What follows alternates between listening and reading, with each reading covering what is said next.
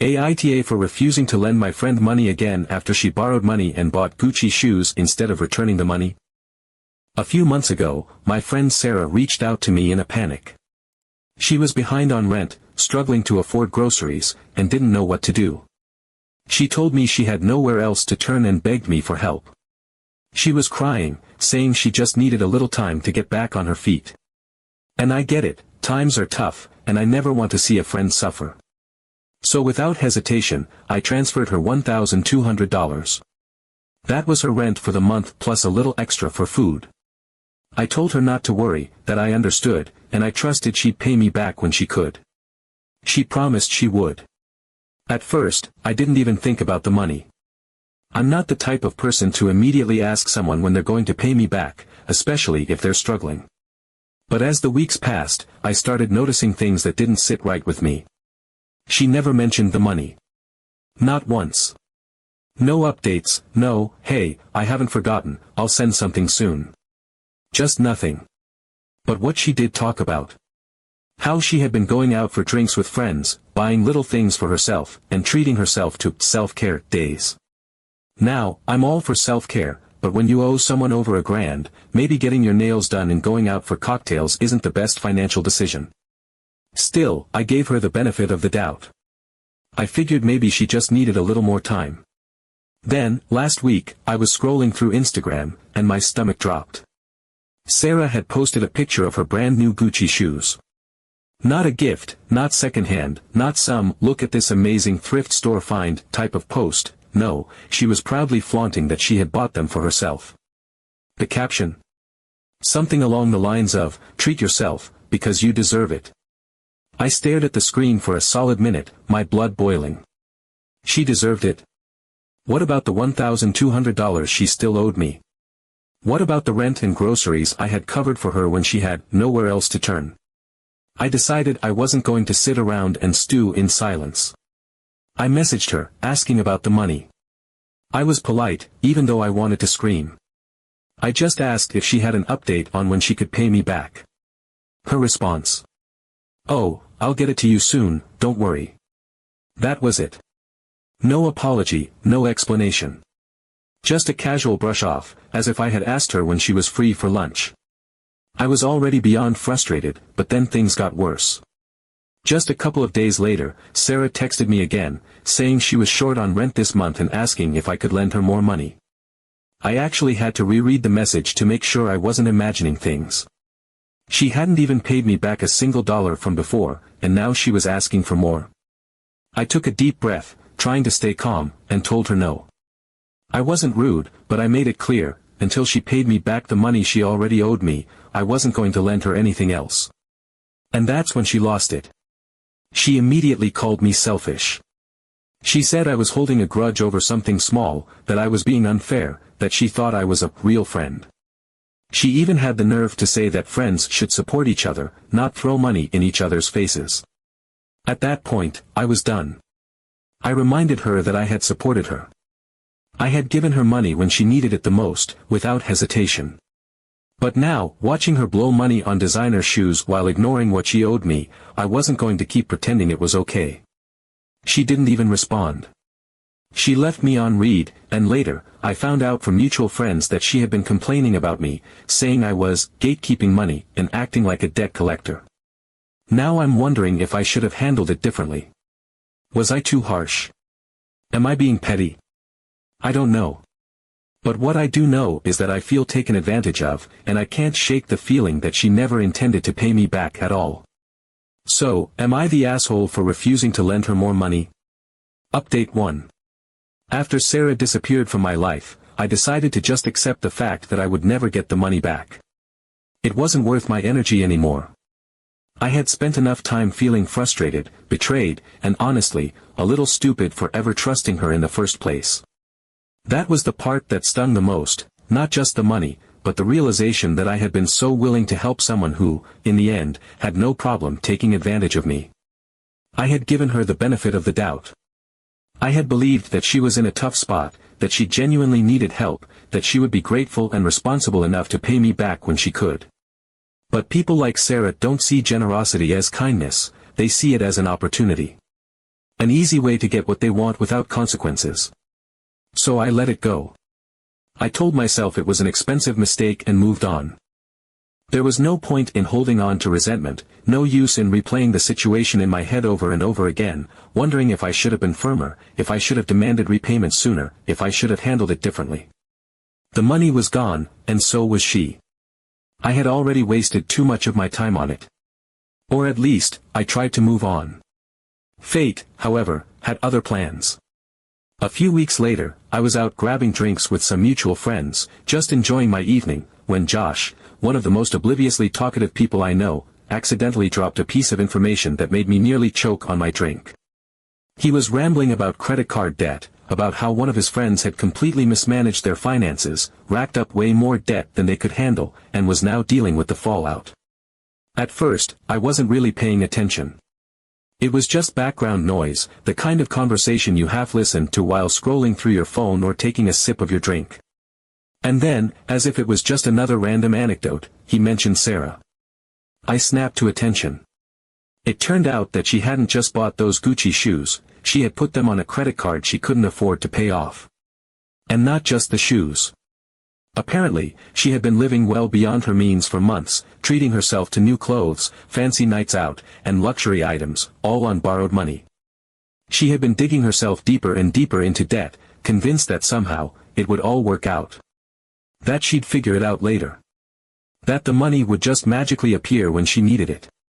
But later had come, and reality had hit her like a freight train. The credit card companies weren't interested in excuses. The bills had caught up to her, and she couldn't keep up. Then Josh, still completely unaware that I had any history with Sarah's financial disasters, added the kicker: she had been evicted from her apartment. I sat there for a moment, stunned. And then, before I could even stop myself, I laughed. Out loud. It wasn't a nice laugh. It was a sharp, incredulous, almost hysterical kind of laugh. The kind of laugh that bubbles up when something is just so ridiculous, so absurdly fitting, that you can't help but react. Because of course, she had been evicted. Of course, this was the inevitable conclusion to the choices she had made. What did she think was going to happen? That she could just keep spending recklessly, ignoring responsibilities, and everything would magically work itself out? That there would never be any consequences? That's what happens when you blow your rent money on designer shoes and act like financial responsibilities are optional. That's what happens when you treat people like walking ATMs and assume they'll always be there to bail you out. That's what happens when you live in a fantasy world where you believe you can keep borrowing, keep spending, keep making selfish choices, and never have to deal with the fallout. She had tried to keep it quiet, of course. She didn't want people knowing that the girl who had once flaunted her luxury purchases, her treat-yourself lifestyle, had been forced to pack up her things and move back in with her parents. But eventually, people found out. And the best part? Her parents weren't having any of it. From what Josh said, they had absolutely no intention of bailing her out. They weren't going to pay off her debts. They weren't going to fund her lifestyle. They were done with her reckless spending, done with her entitled attitude, and definitely done with playing the role of financial safety net. She was on her own. I won't lie, I felt a little bit of satisfaction hearing all of this. Not because I wanted to see her struggle. Not because I wanted her to fail. But because it was the exact kind of reality check she had so desperately needed.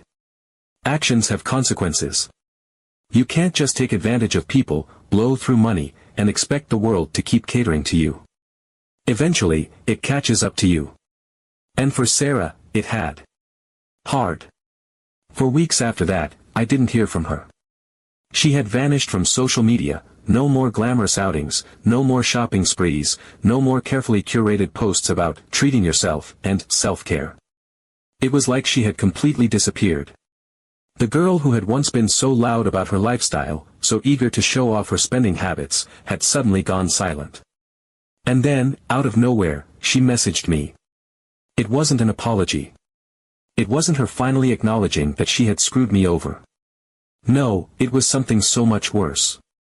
She wanted to make up and give me another chance. Give me another chance. As if I was the one who had betrayed her. As if I was the one who had ignored a debt, wasted money on luxury items, and then lashed out when confronted about it. The sheer audacity of it was almost impressive. Almost. I didn't even respond. I didn't ask what she wanted, I didn't entertain whatever ridiculous excuse she had lined up, I didn't let her drag me back into her mess. I just ignored her message. Update 2. I had almost come to terms with the fact that the money was lost. It was a bitter pill to swallow, not just because of the amount but because of what it represented. It was not just about the $1,200, it was about trust, about believing in someone, about thinking that when you help a friend in need, they will appreciate it rather than take advantage of it. But at some point, I had to let it go. There was no point in holding on to resentment, no point in replaying conversations in my head, no point in wishing things had gone differently. The money was gone. Sarah was out of my life. That alone was a win. She had burned her bridges, ruined her own financial stability, and now she was stuck dealing with the consequences of her own actions. I told myself that was enough. It was not easy to fully move on, though. There were moments when I would still feel a twinge of frustration, a small pang of anger when I thought about the sheer audacity she had displayed. It was not even that she had not paid me back, it was the way she had acted about it. The way she had dismissed my concerns, the way she had pretended it was no big deal, the way she had called me selfish for refusing to give her even more money. The way she had flaunted those ridiculous Gucci shoes while knowing full well that she had not even attempted to pay me back. I had pushed it out of my mind as best as I could, but every once in a while, something would remind me, and the anger would bubble up again, only for me to push it back down. It was done. Dwelling on it was pointless. And then, out of nowhere, she sent me money. It was only $200, but the message attached to the transaction was what truly stunned me. Start of payments.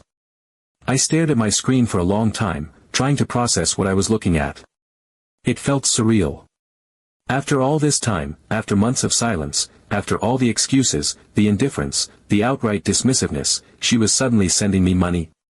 I had written that money off so long ago that it felt like receiving cash from a ghost. A part of me wondered if it was a mistake, if she had meant to send it to someone else and I had somehow ended up as the accidental recipient. But no, there it was. Start of payments. At first, I did not understand why. This was not like Sarah.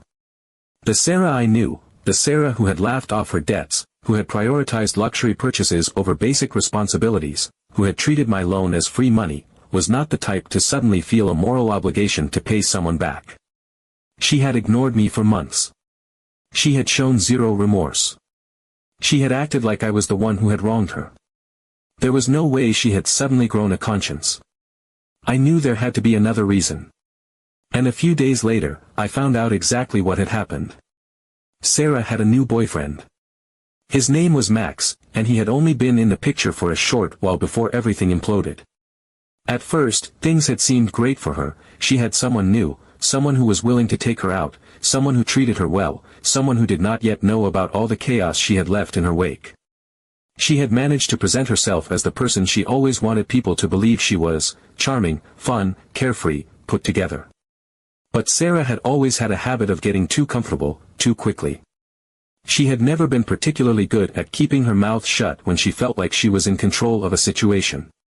She had always been a little too proud of the way she manipulated people, a little too eager to gloat when she thought she had successfully gotten away with something. And that was exactly what led to her downfall. One night, she had been bragging, laughing, actually, about how she had cheated a fool out of $1,200 and spent it on herself. She had thought it was funny. She had thought it was impressive. She had thought Max would see it as a joke, a clever little scheme that had worked in her favor. She had expected him to laugh along with her, to be impressed by her ability to manipulate people and get what she wanted. Max did not see it that way. Unlike her, he had principles. He was not amused by her little confession. He was not impressed by her ability to use people. If anything, he was disgusted. He immediately confronted her, demanding to know if she had really done that. She had tried to brush it off, had tried to make it sound like it was not that big of a deal, had tried to frame it as some exaggerated story that was not entirely true. But the damage was already done. He saw her for exactly what she was. And he did not let it go. He told her in no uncertain terms that if she wanted to prove she was not the kind of person she had just made herself sound like, she needed to start paying that money back. He refused to let her pretend it was no big deal. He refused to let her sweep it under the rug.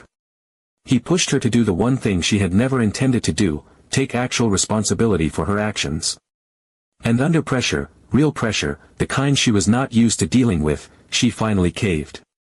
That $200 was a desperate attempt to prove to Max that she was not as bad as she had just made herself sound. It was a weak, last-minute effort to convince him that she was not the selfish, manipulative person she had just admitted to being. It did not work. Max wanted nothing to do with her. As soon as he realized what kind of person she truly was, he ended things. She did not get a chance to manipulate her way out of it.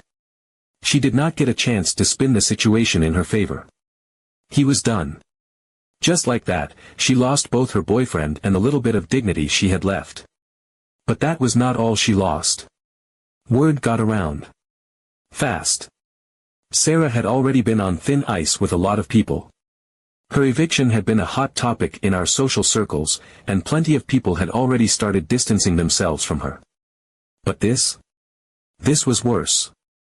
People who had once defended her, who had believed she was just struggling and trying to figure things out, now saw her for what she truly was. She was not some poor girl down on her luck. She was someone who used people, laughed about it, and expected to get away with it. Her reputation took a hit that she could not recover from. By the time I heard all of this, she had sent me another payment. Then another. It was never much, just small amounts trickling in, but each one was another reminder that she had been forced to face the consequences of her actions. I had never expected to get a single cent back, so I found the whole thing hilarious. She sent me a few more payments, but she never reached $1,200. Update 3. I was fed up with all of it. The excuses, the audacity, the trickle of payments that never added up to anything meaningful. The fact that Sarah thought she could manipulate her way out of every situation, that she could use people, walk away unscathed, and never deal with the consequences of her actions. For a while, I had told myself to let it go, to accept the loss, to be grateful that she was no longer in my life. But as I watched her continue to play the victim, as I saw her act as if she had done nothing wrong, as I realized she was still managing to weasel her way into new social circles and pretend she was some innocent person who had been unfairly judged, I decided I was done playing nice. If she thought she could escape responsibility forever, she was about to learn otherwise. I gathered everything. Every piece of evidence I had, every scrap of proof that backed up my claim. The money transfers were the foundation of my case, clear, undeniable records of exactly how much I had sent her and when. But I did not stop there. I went through our messages and compiled every instance where she had acknowledged the loan, where she had promised to pay me back. I found the screenshots of her Instagram posts, the ones where she had flaunted those Gucci shoes, the ones where she had made it clear that she was spending money recklessly while completely ignoring her debt. And then, the final nail in the coffin, the message where she had openly admitted to borrowing money from me. It was airtight. Sarah, of course, had no idea. She was completely oblivious to the fact that I was taking legal action.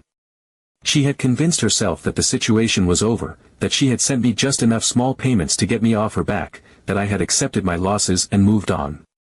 She had no clue what was coming. Filing the case was easier than I expected.